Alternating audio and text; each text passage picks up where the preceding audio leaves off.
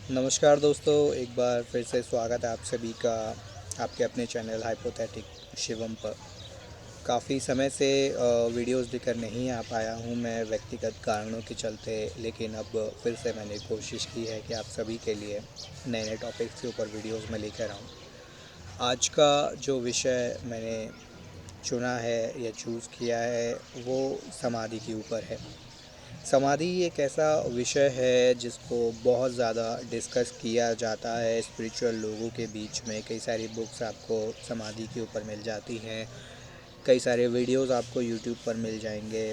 और समाधि को इस तरह से दिखाया गया है कि समाधि जो है वो एक बहुत ही कठिन चीज़ है, या वो सबके लिए नहीं है।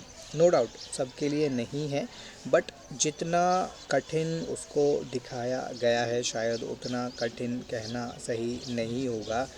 कलयुग के कॉन्टेक्स्ट में अगर हम उसको रखें, कलयुग के हिसाब से अगर हम बात करें, हाँ, पिछले जो युग बीते हैं उस समय समाधि में जाना उतना आसान नहीं था।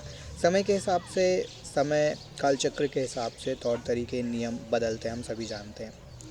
कलयुग के बारे में ये बोला गया है कि कलयुग में भगवान के मात्र नाम जप से जो है आप भगवान की प्राप्ति कर सकते हो। आपको यज्ञ की ज़रूरत नहीं है, आपको योगस्थ होने की ज़रूरत नहीं है, या और भी जो भी तरीके थे स्पिरिचुअली अपने आप को एलिवेट करने के, शायद वो सारे तरीके आज आपको उतने ज़्यादा या उतने स्ट्रिक्टली परफॉर्म करने का और फॉलो करने की ज़रूरत नहीं है। और हम ये भी कह सकते हैं कि शायद उन्हें आज के समय में परफॉर्म करना इतना आसान भी नहीं है।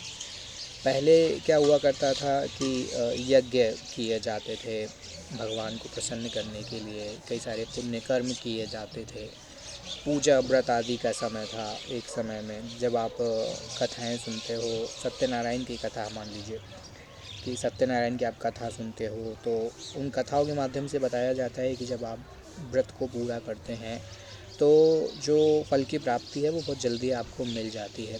और व्रत छोड़ने के नुकसान क्या हैं वो भी उन कथाओं में आपको देखने को मिल जाते हैं। तो आज के समय में भी अगर आप देखो तो व्रत और कथाएं उतना शायद बहुत ज़्यादा प्रभाव नहीं डाल रही हैं हमारे जीवन के ऊपर।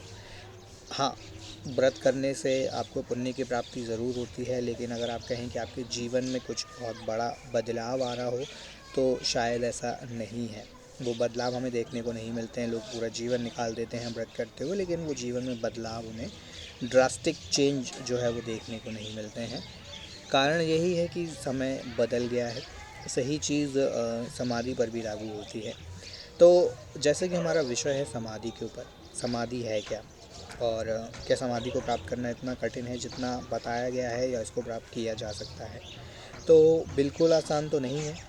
स्पेशली उन लोगों के लिए बिल्कुल नहीं है जो किसी भी तरह से स्पिरिचुअलिटी से जुड़े हुए नहीं हैं, या धर्म से जुड़े हुए नहीं हैं।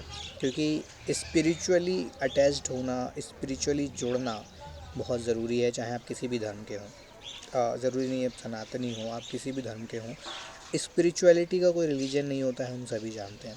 तो स्पिरिचुअली अटैच्ड होना बहुत ज़्यादा ज़रूरी है। अगर आप स्पिरिचुअली अटैच्ड हो तो आप समाधि की जो अवस्था है उस तक पहुंच सकते हो। समाधि का किसी धर्म से संबंध नहीं है, ठीक है। धर्म से समाधि को जोड़ना शायद गलत होगा, क्योंकि धर्म समाधि जो है वो एक मेंटल स्टेट उसको आप बोल सकते हैं। समाधि है क्या, अगर इसको हम शब्दों में समझें तो समाधि का साधारण सा अर्थ है, सिंपल सा मीनिंग है कि अपने विचारों के परे जाना। यानी कि आपके जो भी विचार हैं, विचारों की मृत्यु भी आप इसको बोल सकते हैं, कि आपके विचारों की मृत्यु हो जाना। एक ऐसी अवस्था जब आपके मस्तिष्क में, आपके मन में एक भी विचार नहीं रह जाता है, आप विचार शून्य हो जाते हो। विचार शून्यता के बारे में भी बहुत ज़्यादा बात की जाती है। विचार शून्यता कुछ और नहीं है, समाधि की ही एक अवस्था है। तो जब आप विचारों के परे चले जाते हो तो आप जीवन को वैसे देखते हैं जैसा जीवन है। ओशो ने बहुत अच्छी बात की है कि दृष्टा बनिए, साक्षी बनिए। दृष्टा और साक्षी से उनका मतलब यही है कि चीज़ों को सिर्फ वैसे देखिए जैसे वो हैं। उसमें अपना दृष्टिकोण मत डालिए, अपने एक्सपीरियंसेस को ऐड मत करिए, अपनी फीलिंग्स को ऐड मत करिए, ठीक है। अपनी राय उसमें मत डालिए, जो जैसा है उसको वैसा देखिए। अगर सूर्य उग रहा है तो सूर्य को उगते हुए देखिए, उसको देख के कुछ विचार मत लाइए कि ये 2 बज रहा है या इसके आसपास में बादल हैं, पक्षी उड़ रहे हैं, गर्मी बहुत तेज़ लग रही है। तो अगर आप सूर्य को देख कर उससे संबंधित विचार आपके मस्तिष्क में आ रहे हैं तो आप समाधि की अवस्था में नहीं हैं। समाधि क्या है? समाधि विचार तो नहीं कहूँगा, जीवन को वैसे देखना है जैसा कि जीवन है। इसका एक बहुत ही साधारण सा एग्ज़ाम्पल मैं आपको देता हूँ, कोशिश करता हूँ समझाने की। एक जो छोटा बच्चा होता है, 1 साल तक का या उससे थोड़ा छोटा, एक बच्चे को जब माता-पिता अपने गोद में ले जाते हैं कहीं पर, मान लो आप गोद में एक बच्चे को लेकर चल रहे हैं, तो कभी उस बच्चे को नोटिस करिए कि वो बच्चा कैसे अपनी सराउंडिंग को देख रहा होता है, ठीक है? तो वो अपनी सराउंडिंग को वैसे ही देखता है जैसे वो सराउंडिंग है। वो अपनी उस सराउंडिंग में या जो भी वो चीज़ों को देख रहा है उसमें अपना दृष्टिकोण नहीं लगाता है, ठीक है? वो ये नहीं सोचता है कि ये नीला क्यों है, ये येलो क्यों है, ये लोग गरीब क्यों हैं, इनके चोट क्यों लगी हुई है, ये हंस क्यों रहे हैं, ये तकलीफ़ में क्यों है। उसका दृष्टिकोण उस समय विकसित ही नहीं होता है, ये भी आप बात कह सकते हैं। लेकिन इसी चीज़ को मैं रिलेट करता हूँ एक और चीज़ से। आपने अक्सर सुना होगा कि भगवान को बच्चों का रूप कहा जाता है। तो भगवान को बच्चों का रूप क्यों कहा जाता है? क्योंकि उसका एक कारण यह भी है कि उनके अंदर कहीं न कहीं एक अपना दृष्टिकोण नहीं होता है एक निश्चित समय तक। फिर जैसे-जैसे वो बड़े होते हैं, अपनी सराउंडिंग्स में घुल-मिल जाते हैं, अपने लोगों में घुल-मिल जाते हैं, तो फिर धीरे-धीरे उनका दृष्टिकोण विकसित होना शुरू हो जाता है। लेकिन शुरुआती दौर में उनका दृष्टिकोण नहीं होता है। तो बुद्ध जो हैं, ठीक है, महात्मा बुद्ध, बुद्धत्व की हम बात करते हैं तो बुद्ध भी हमें यही बताते हैं कि चीज़ों को वैसे देखिए जैसे वो हैं, साक्षी बनिए। साक्षी बनने का मतलब सिर्फ यही है कि जैसे आप एक मूवी को देखते हैं तो मूवी को आप देख रहे हैं लेकिन आपके मन में मूवी से संबंधित कोई विचार नहीं है, आपके मन में हीरो से संबंधित कोई विचार नहीं है। फिर जैसा मूवी आपको दिख रहा है वैसा मूवी आप देख रहे हो। तो विचार शून्यता की जो एक स्टेट होती है, एक स्टेट ऑफ माइंड होती है, उसमें जब आप चले जाते हो तो उसी को ही समाधि की अवस्था बोला गया है। उसमें भी फिर कई सारे लेवल बताए गए हैं, समाधि के अलग अलग लेवल्स हैं। क्या समाधि के लिए आपको बहुत ज़्यादा मेहनत करने की ज़रूरत है? तो अलग अलग राय हो सकती है लोगों की। मेरा व्यक्तिगत विचार यही है कि अगर आप किसी भी प्रकार की साधना कर रहे हैं, मंत्र साधना कर रहे हैं, योग के माध्यम से किया जा सकता है, लेकिन योग में स्थित होना आज के समय में इतना आसान नहीं है जितना कि पहले हुआ करता था। आज के व्यक्ति के लिए उतना आसान नहीं है, यह कहना ज़्यादा बेहतर होगा।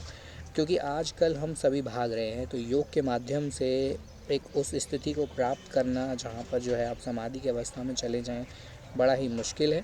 लेकिन जो योगी हैं उनका तो जीवन का लक्ष्य यही होता है, तो वो भले ही कर पाएँ। लेकिन एक आम व्यक्ति के लिए जो जीवन में उलझा हुआ है, जिसको घर चलाना है, पैसे कमाने हैं, जिसको अपने परिवार को देखना है, क्या उसके लिए ये सब कर पाना संभव है? तो शायद उत्तर होगा नहीं। तो मुझे जो तरीका लगता है वह यही है कि अगर आप किसी भी सात्विक मंत्र की साधना करते हैं, ठीक है, भगवान का नाम जप करते हैं, तो अगर एक लंबे समय तक आप ऐसा कर पाते हैं, कम से कम 5 से 6 महीने, तो एक समय ऐसा आता है कि आप धीरे धीरे जो है अपने विचारों पर नियंत्रण करना शुरू कर देते हैं, या जो भी शक्तियाँ होती हैं जिनका आवाहन आप करते हैं, जिनकी मंत्र साधना करते हैं, या जिनका नाम, किसी भी भगवान का नाम जप करते हो आप, तो नाम जप से ये होता है कि फिर आपके अंदर वो शुद्धिकरण आने लगता है, आपके विचार शुद्ध होने लगते हैं और धीरे धीरे फिर विचारों पर एक आपका नियंत्रण आना शुरू हो जाता है। तो जो कलयुग में बेस्ट तरीका है वो नाम जप बताया गया है, ठीक है। आप सभी ने सुना होगा कि कलयुग में नाम जप से आप भगवान की प्राप्ति कर सकते हो। तो नाम जप के माध्यम से ऐसा किया जा सकता है। अगर आपके पास कोई मंत्र नहीं है, और अगर आपके पास कोई पहले से मंत्र है, आप दीक्षित हैं, गुरु मंत्र आपको मिला हुआ है, या कोई और मंत्र ऐसा जो आप काफ़ी लंबे समय से जप कर रहे हैं, तो मंत्र के माध्यम से भी आप समाधि की अवस्था तक पहुंच सकते हैं। अब वो समाधि कितने समय तक रहेगी यह आपके आचरण पर निर्भर करेगा। बुद्ध को सबसे ऊपर क्यों माना गया है, बुद्ध को इतनी ज़्यादा इम्पोर्टेंस या महत्व क्यों दी जाती है? क्योंकि वो एक, क्या बोल सकते हैं आप, एक ऐसी समाधि में चले गए कि वो जीवन भर समाधि में ही रहे, फिर उससे वो वापस नहीं आए, जबकि आज के समय में ऐसा भी हो सकता है आपके पास कि कुछ समय के लिए आप समाधि में चले जाओ, लेकिन फिर वापस आप उस समाधि से आ जाओ और फिर जो भी आपका जीवन है उसमें आप घिर जाओ। तो यह भी स्थिति आपके सामने आ सकती है। तो समाधि को लेकर दोस्तों कई सारी यहाँ पर जो है विचार हैं, अलग अलग आपको सुनने को मिलते हैं, कई सारे तरीके बताए गए हैं कैसे समाधि तक पहुँचा जा सकता है। बट मेरा विचार यही है कि अगर आप भगवान का नाम जप करते हैं, मंत्र साधना करते हैं, तो मंत्र साधना से, नाम जप से आप समाधि की अवस्था तक पहुंच सकते हैं। इस वीडियो को लेकर आपकी क्या राय है, कमेंट सेक्शन में कमेंट ज़रूर करें। वीडियो पसंद आया हो तो लाइक करें, ज़्यादा से ज़्यादा लोगों के साथ शेयर करें और चैनल को सब्सक्राइब ज़रूर करें, क्योंकि ऐसे ही इंटरेस्टिंग वीडियोज़ और लेकर आता रहूँगा मैं आप सबके लिए। तो वीडियो से जुड़ें ज़रूर। तब तक के लिए आप सभी का हार्दिक धन्यवाद।